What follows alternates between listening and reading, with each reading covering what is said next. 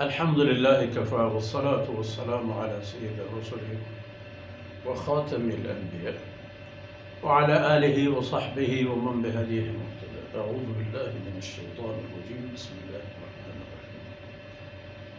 حامين. تنزيل الكتاب من الله العزيز العليم غافر الذنب وقابل التوب شديد العقاب ذي الطول لا إله إلا هو إليه المصير. ما يجادل في آيات الله إلا الذين كفروا فلا يغررك تقلبهم في البلاد. سبحانك لا علم لنا إلا ما علمتنا إنك أنت العليم الحكيم.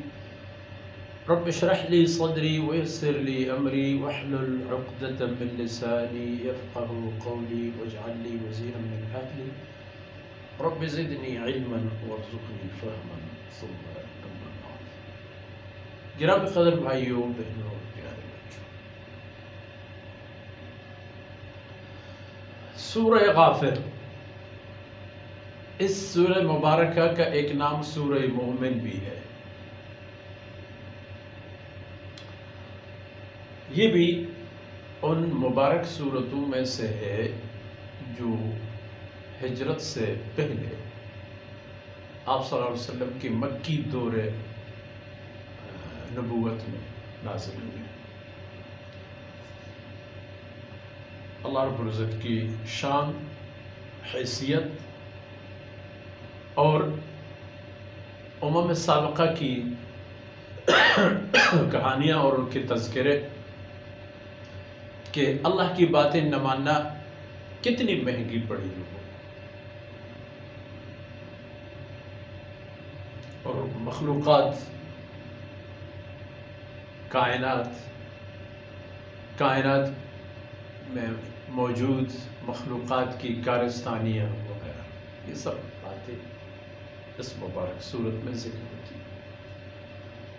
تنزیل الکتاب من اللہ، یہ حروف مقطعات پر تو بات ہو چکی ہے۔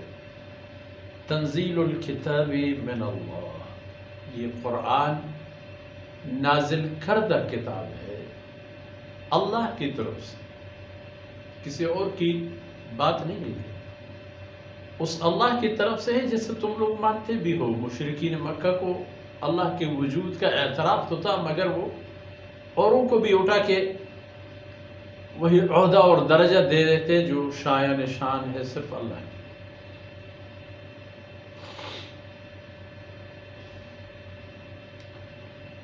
اور وہ اللہ العزیز جو ہمیشہ اپنی طاقت میں غالب ہے،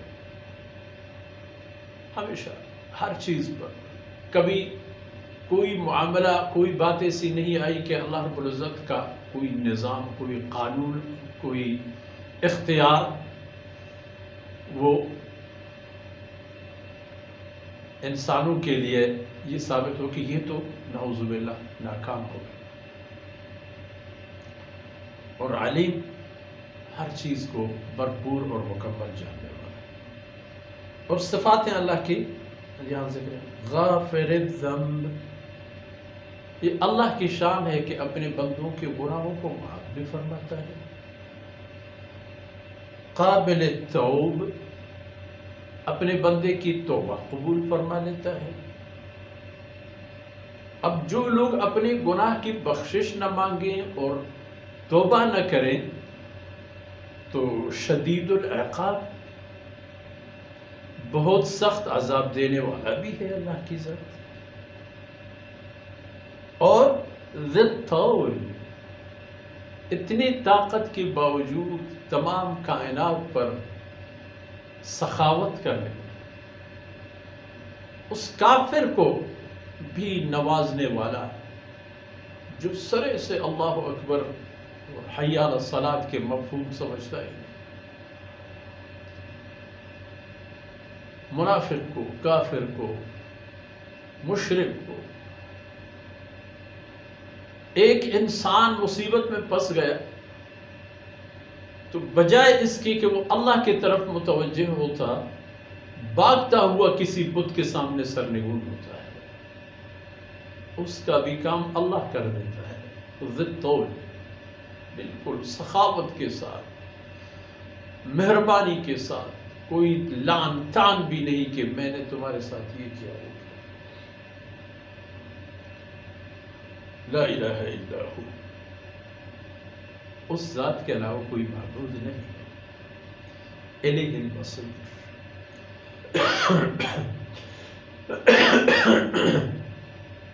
اسی کی طرف تمام کائنات کا